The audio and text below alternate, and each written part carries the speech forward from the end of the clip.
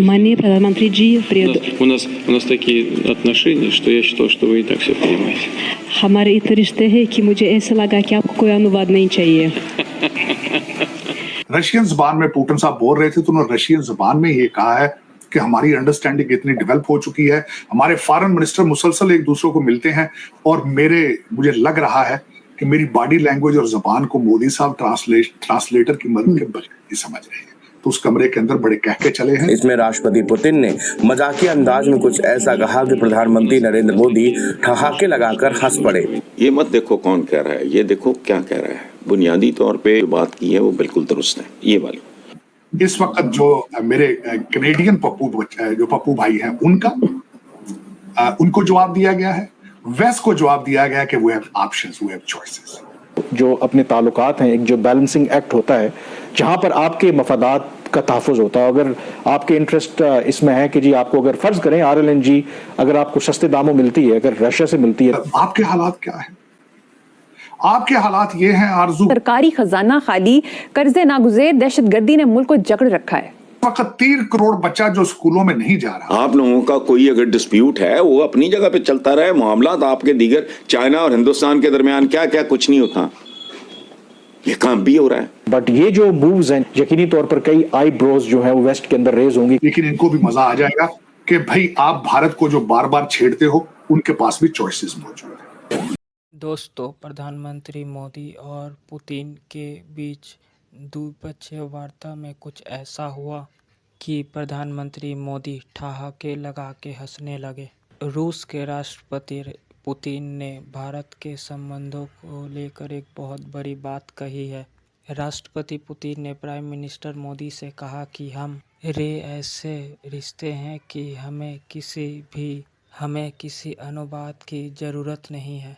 हाटी ने भारत रूस के इस यादगार फोटो का सोशल मीडिया एक्स पर पोस्ट किया। यह वीडियो सोशल मीडिया पर खूब वायरल हो रहा है। प्राइम मिनिस्टर मोदी रूस के राष्ट्रपति पुतिन के न्योते पर रूस पहुंचे हैं।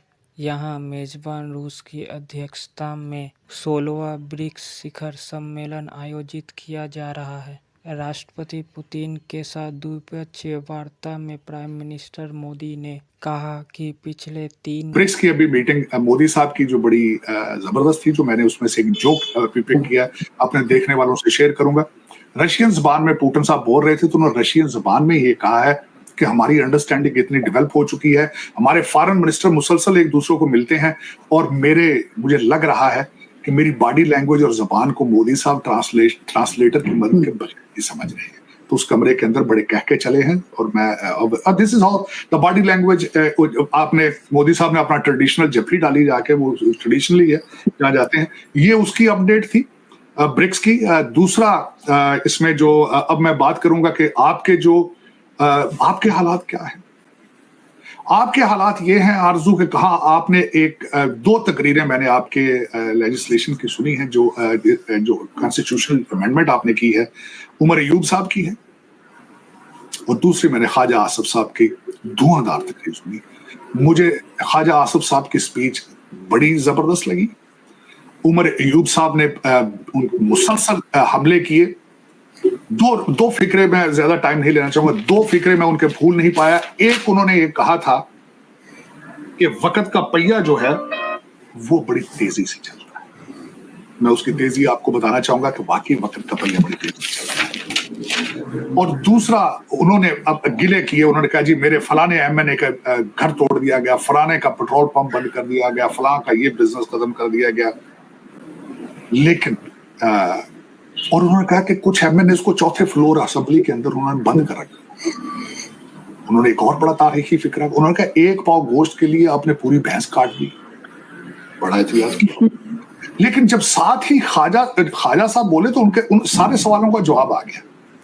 उन्होंने कहा कि आज भी अमेरिका में जाके जो इमरान खान के फिक्रे थे कि मैं नवाज शरीफ का एयर कंडीशन और टीवी बंद कर, बिल्कुल गूंज रहा है। उन्होंने कहा है कि भैया चीखें निकल रही हैं तुम्हारे, फलां कर दिया। उन्होंने कहा इस हाल के अंदर नवाज शरीफ बैठा है जिसको अरेस्ट किया गया, उसका भाई भी जेल में था, उसका भतीजे 2 जेल में थे, उसकी बच्ची भी जेल में थी, उन्होंने कहा ख्वाजा साहब मैं खुद जेल में था, हनीफ अब्बासी जेल में था, राना सनाउल्लाह जेल में था, मिफ्ता इस्माइल। तो वाकई भैया बहुत जल्द खुलता है, बहुत जल्द खुलता है। लेकिन इसमें सवाल एक है, आज कॉन्स्टिट्यूशनल अमेंडमेंट हो गई, ठीक है, क्या पाकिस्तान इससे आगे चल पाएगा? इस वक्त 3 करोड़ बच्चा जो स्कूलों में नहीं जा रहा, कुछ नहीं। आप आगे इन 346 एमएनए आपके वहां बैठे थे, मेंबर ऑफ नेशनल असेंबली। काश उन्हें एहसास हो कि 3 करोड़ बच्चा स्कूल नहीं जा रहा, 4 करोड़ खैरात मांग रहे हैं पाकिस्तान के अंदर और पाकिस्तान से बाहर। उसके बाद एक आखिरी बात जो मैं करना चाहूंगा, मेरे एक प्रोग्राम मेरे ज़हन से गुजरा है, कल मैंने जब अखबार पढ़ रहा था पाकिस्तान के न्यूज़ पेपर, आपकी पंजाब गवर्नमेंट ने एक प्रोग्राम बनाया, उसका नाम रखा है पंजाब की धी रानी, कि हर बच्ची का पंजाब में जिसकी शादी होगी उसको 1 लाख रुपया कैश दिया जाएगा, खाना और फर्नीचर के कपड़े दिए जाएंगे। साथ ही मुझे मेरी नजर से आपकी टाटा के एक प्रोग्राम मेरे ज़हन से गुजरा है, क्योंकि आजकल मैं रतन टाटा की वजह से टाटा पे ज्यादा फोकस करता हूं। टाटा के अंदर इस वक्त फैक्ट्रियां हैं और वहां पे 2 SUVs जो बनाने के लिए उन सिर्फ और सिर्फ खवातीन, सिर्फ औरतें बनाती हैं। 1 लाख रुपया बिल्कुल देना, आपका क्या ख्याल है 1 लाख एक कुंबे के लिए, एक औरत के लिए कितने दिन चलेगा? जब 1 लाख रुपया खत्म हो जाएगा फिर क्या होगा? क्यों नहीं ये 346 एमएनए और आपके चलाने वाले इन चीजों पे जोर देते? क्या वजह है? अपने बच्चे लंदन पढ़ाते हो, कौम के बच्चे गाना, और 1 लाख की क्या वैल्यू है आजकल के जमाने में? कुछ भी नहीं, कुछ भी नहीं वैल्यू। किसी रेस्टोरेंट अच्छे में खाना खाने जाए तो 30,000 रुपए बिल आ जाता है। हाँ बिल्कुल। 2 दफा आप बड़ी गाड़ी का पेट्रोल डालें तो लाख रुपया खत्म हो जाता है। लेकिन उन औरतों को क्यों नहीं आगे लेके आया जाता? क्या वजह है? लेकिन चलें, इसके मैं समझता हूं कि आज हमारा अच्छा रहा प्रोग्राम, और डेफिनेटली इसके बाद दोबारा अपडेट करेंगे। अभी 5 नवंबर है, मैं 5 नवंबर तक फिर मुसलसल आपको बताता रहूंगा। रिसेंटली 2 चीजें डोनाल्ड ट्रंप साहब ने की जो इस वक्त बहुत पॉपुलर है। डोनाल्ड ट्रंप साहब ने इस वीकेंड के ऊपर मैकडॉनल्ड पे काम किया है।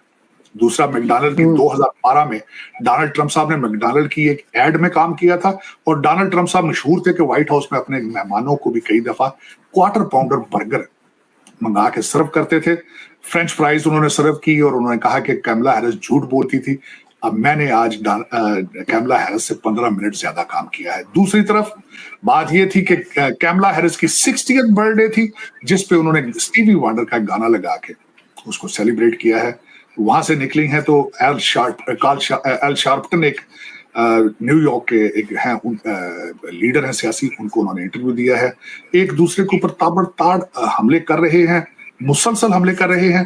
स्विंग स्टेटों के अंदर इस वक्त सबसे ज्यादा शोर देखा जा रहा है, क्योंकि इलेक्शन वहीं पे होगा ज्यादा से ज्यादा। अगली दफा हम आएंगे तो आपको एक काउंटी, विस्कॉन्सिन की एक काउंटी है जिसके बारे में ये मशहूर है कि वो हमेशा प्रेसिडेंट का डिसीजन होता है वहां से। उस काउंटी के बारे में मशहूर है कि वो उस काउंटी को जो जीतेगा वो विस्कॉन्सिन जीतेगा।